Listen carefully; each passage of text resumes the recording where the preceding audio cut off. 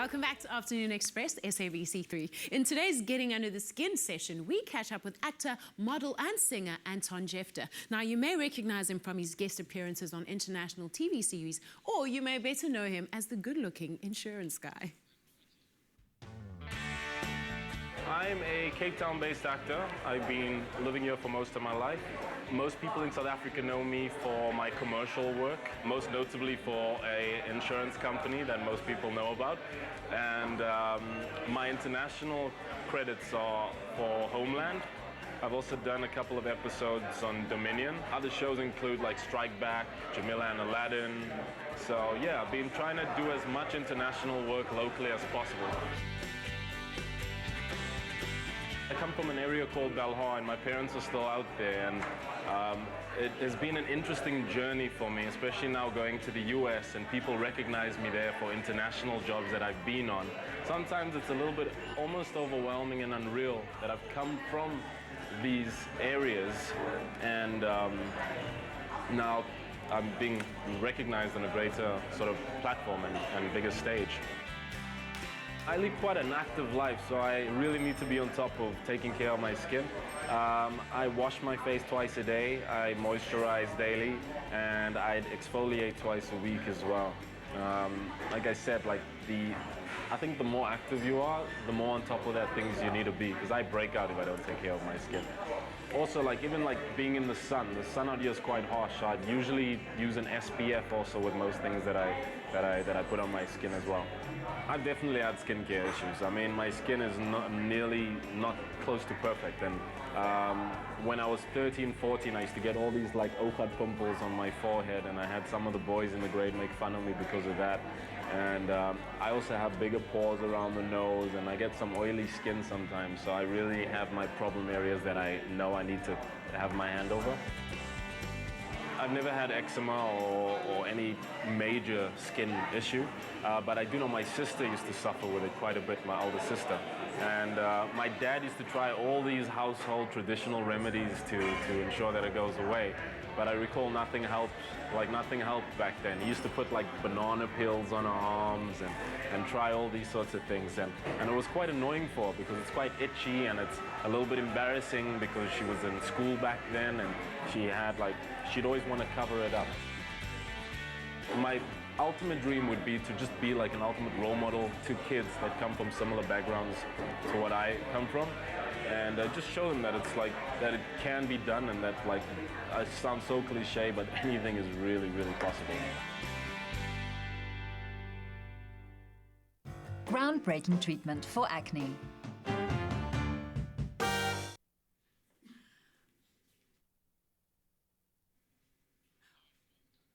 Wow, I can't say I've ever enjoyed an insurance ad quite like those ones Anton Jeftha's in.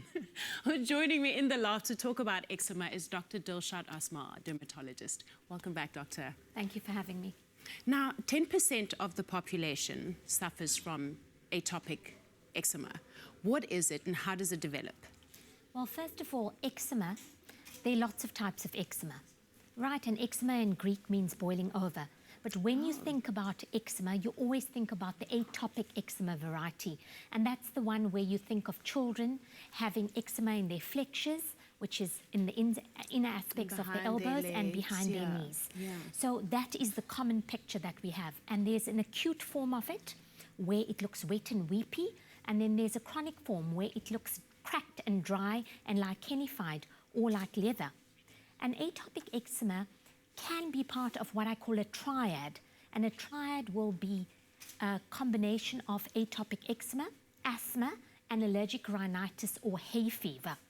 And what you're finding here is that there's a complex interaction between genetic factors and environmental factors to give you the skin condition. Wow, speaking of the environment, we live in a very stressful environment this day and age. How does stress affect eczema?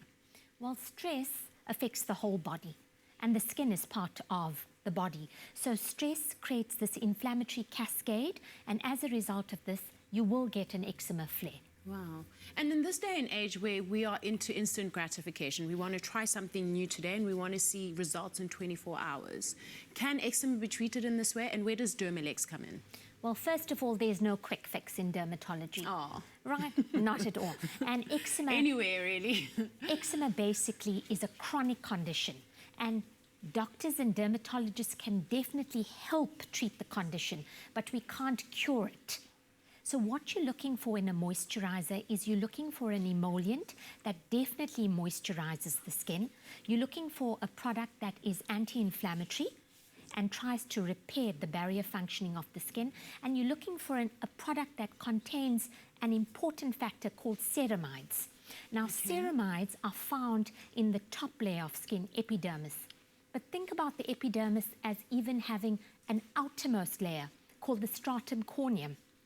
And this stratum corneum is about the 10th of the size of a piece of paper. Now, in the stratum corneum, we have lipids called ceramides, and these ceramides help with the skin barrier functioning, and it prevents chemicals from entering the skin, and it prevents the water from leaching out. And scientists have actually proven that if you have a decreased amount of ceramides in the skin, you're more prone to atopic eczema. Wow. So, I mean, would you have to use this product for a prolonged period of time, or can you stop at any given point and actually cure the eczema forever? Well, first of all, your main line of therapy would be drugs. Yes. And with drugs, I call topical steroids and steroid sparers, which are new generation drugs. These creams are helping hands, right? And as I mentioned before, they're integral to actually help maintain the structure and the barrier defects of the skin. Wow. Anyone watching at home who struggles with eczema, what can they do practically? Well, try and avoid your triggers. So your trigger may be your chemical irritants, and food may play a role in some patients, like eggs, soya, peanuts. Try not to bath in very hot water, rather tepid or lukewarm.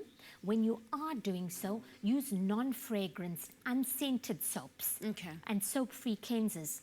If you're swimming, because it's going to be summer and we're going to be swimming a lot, shower immediately post-swim and moisturize. Right. Try and wear clothes that are cotton or smooth fabrics, nothing that will irritate the skin. They're also talking about probiotics as being an aider in eczema. So I tell all my patients to be on probiotics.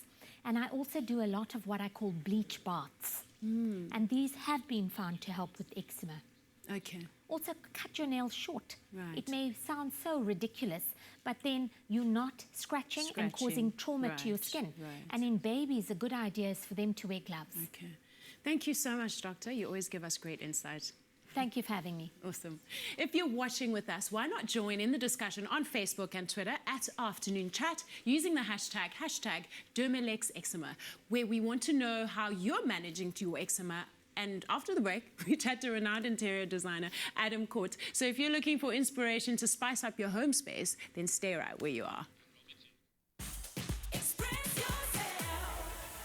Groundbreaking treatment for eczema for adults.